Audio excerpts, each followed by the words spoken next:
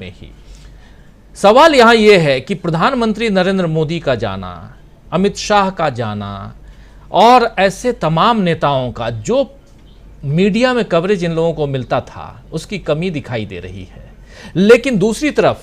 राहुल गांधी, प्रियंका गांधी जो बात कह रहे हैं वो डायरेक्ट हिट करने वाली बात कर रहे हैं, और वहीं से शुरुआत होती है कि जहां भी अगर राहुल प्रियंका चले जाएं, प्रधानमंत्री वहां जाएंगे, तो ये चुनाव, कहा जाता है कि हर राज्य का चुनाव जो है वो केंद्र का चुनाव बन जाता है।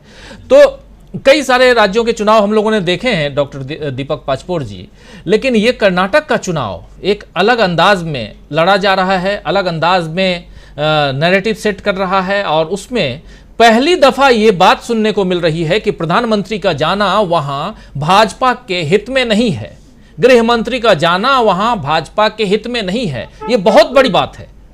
क्या बोलेंगे इस पे आप? देखिए, जो डॉक्टर वसु ने जो बात कही थी उसमें एक और बड़ी महत्वपूर्ण बात उन्होंने ये कही थी कि ये सर्वे जो है वो लगभग 7 से 10 दिन पुराना था।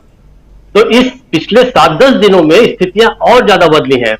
और उनकी बात को प्रधानमंत्री का ये जो भाषण है कि मुझे 91 गालियां पड़ी हैं, ये सब्सटेंशिएट करता है उनकी बात को कि उनका सर्वे कितना सही है। क्योंकि कर्नाटक जैसे राज्य में अगर आप ऐसी बात करेंगे तो आप कोई गेन नहीं करने जा रहे हैं, कोई स्कोर ओवर नहीं करने जा रहे हैं। हाँ, शायद उत्तर प्रदेश में, बिहार में, या कोई ऐसे राज्य में, मध्य प्रदेश में, या जिसको हम हिंदी बेल्ट कहते हैं, वहां शायद ये बात थोड़ी बहुत लोगों को अपील कर जाती है। क्योंकि प्रधानमंत्री को लेके उनके बारे में जो एक बहुत सारी चीजें हैं कि वो आधुनिक हिंदू हृदय सम्राट बन चुके हैं, और राष्ट्रवाद के मामले पे पाकिस्तान से लड़ रहे हैं, वो चीन से लड़ रहे हैं, तो शायद कहीं कहीं अपील कर जाती। लेकिन कर्नाटक में जब आप जाते हैं तो आपको वहां की तासीर के बारे में ठीक से पता नहीं है। क्योंकि दुर्भाग्य से दक्षिण भारत की जो राजनीति, दक्षिण भारत की जो मानसिकता है, वहां के लोगों का जो स्तर है, उससे बहुत सारे लोग जो है वो वाकिफ नहीं हो पाते, और इसलिए वहां पर उत्तर भारत की राजनीति इसीलिए वहां बहुत ज्यादा नहीं चल पाती। तो खैर, ये जो है इस 7, 8, 10 दिनों में, 15 दिनों में स्थितियां और बदली हैं, और ये बात सही है। अब आप देखिए कि वासु ने ये कहा कि जितने बार भी प्रधानमंत्री मोदी आएंगे कर्नाटक में, वो भारतीय जनता पार्टी का नुकसान ही करेंगे। अगर हम इसी एक सिंगुलर केस को ले लें तो आप देखिए कि उनकी इस गाली वाला जो प्रकरण है वो कैसे पूरे देश में जो है वो उसका बड़ा निगेटिव इंपैक्ट हुआ है, कि कैसे इस आदमी के पास इतना समय है। लेकिन मुझे लगता है कि इसमें हमको थोड़ा सा पॉजिटिव भी होना चाहिए, क्योंकि भारत में एक राष्ट्रीय सांख्यिकी आयोग भी है, राष्ट्रीय जो है एक सांख्यिकी विभाग भी है। हम लोग अक्सर सोचते थे कि भाई इन लोगों के पास कोई काम नहीं है, इनके पास कोरोना से मरने वालों की फिगर नहीं है, बेरोजगार कितने हैं देश में इसकी संख्या नहीं है, तो कितने लोग जो है वो सड़क पर चलते कोरोना के दौरान मजदूर खत्म हो गए उसके आंकड़े नहीं है। लेकिन अब जिस हिसाब से एकदम सटीक संख्या दी है, एकदम सटीक, इतनी सटीक तो हम लोग पत्रकारिता में भी इस्तेमाल नहीं करते। हम अक्सर कहते हैं कि एक हादसा हुआ जिसमें लगभग 3 लोग मारे गए या लगभग 10 लोग मारे गए, या हम लगभग करीब तकरीबन का इस्तेमाल करते हैं। लेकिन देखिए इसने बहुत सटीक संख्या बताई है, 91,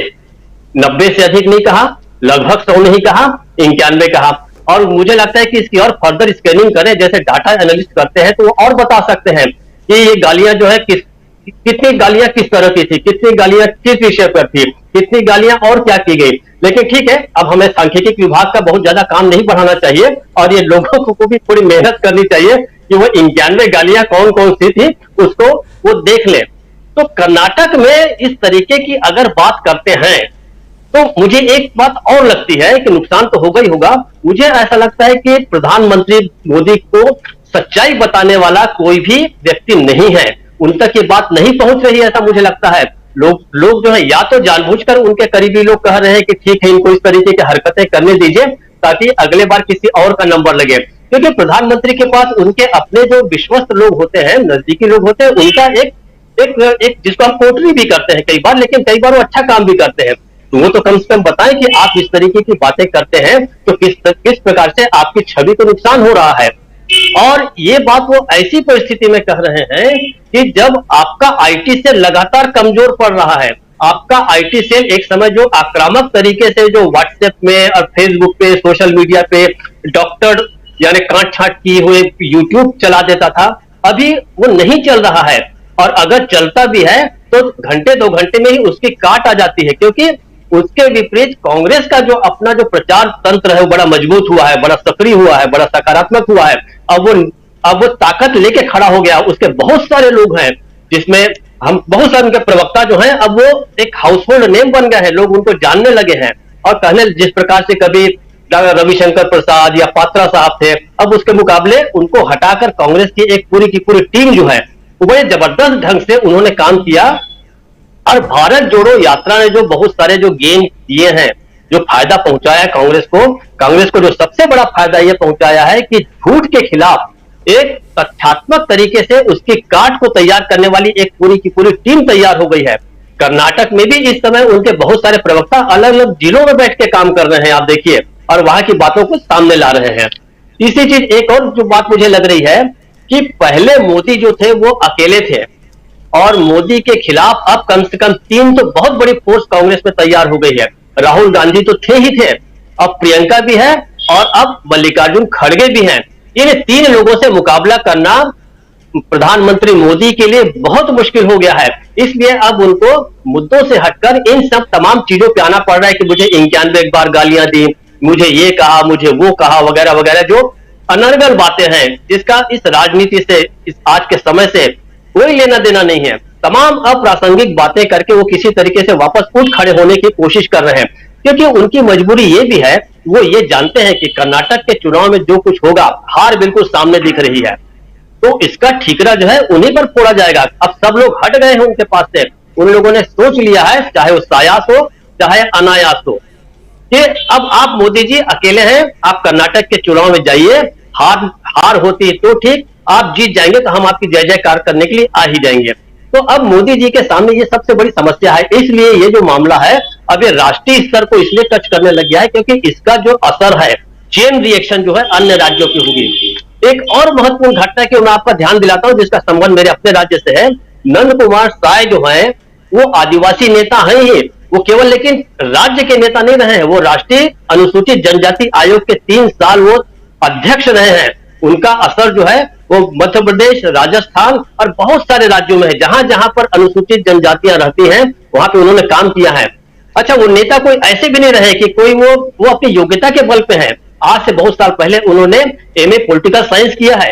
एंटायर पॉलिटिकल साइंस नहीं है, ये लोग ध्यान रख लें कि वो पॉलिटिकल साइंस में उन्होंने एमए किया।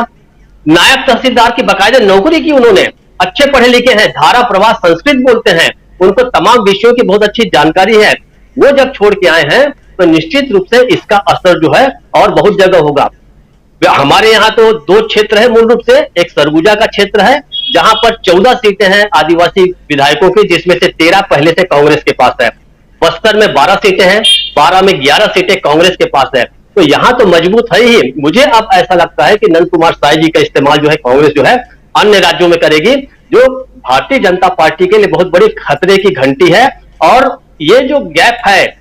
जो जिसको हम पहले से एंटिसिपेट कर रहे हैं कि अगले चुनाव 2024 में किस तरीके से कांग्रेस बढ़त करेगी, बाकी विपक्षी दल बढ़त करेंगे, तो इसमें और इजाफा जो है वो सारी फोर्सेस करने जा रही हैं राजू जी। इसलिए मुझे लगता है कि कर्नाटक का चुनाव जो है वो राष्ट्रीय क्षितिज को स्पर्श कर रहा है, इसका असर वहां भी हमें देखने को मिलेगा। और अब लोग इस चीज को समझने लग गए हैं,